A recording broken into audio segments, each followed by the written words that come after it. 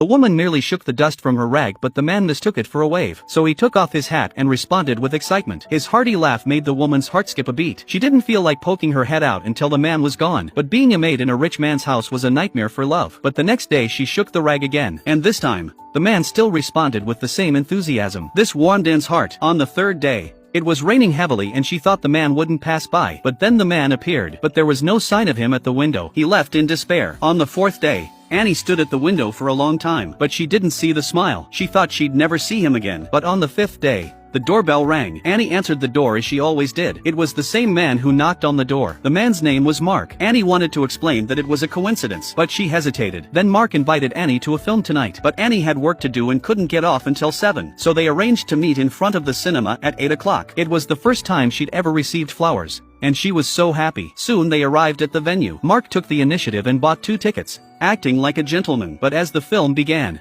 he slowly put his hand on Annie's shoulder. I guess a lot of people's love begins with a film. Soon it was the 6th day. Annie asked Mark to go somewhere with her. She even fixed his tie for him. So she was taking him to meet her parents. And Mark wasn't shy. And so the day passed without a hitch. But what he didn't realize was that when Annie asked to go to Mark's house, she was refused. He refused because he was too poor, and the streets were dirty. Annie didn't take it personally and made a bold decision. The next day she resigned. She was going to marry Mark. The noblewoman had a disdain for love. But when she saw Anne and Mark in love, the word jealousy was written all over her face. Then they went to a new neighborhood. The house they had bought in installments over 30 years was their wedding home. But after seeing it, they realized it was worth it. The house is very spacious with huge floors.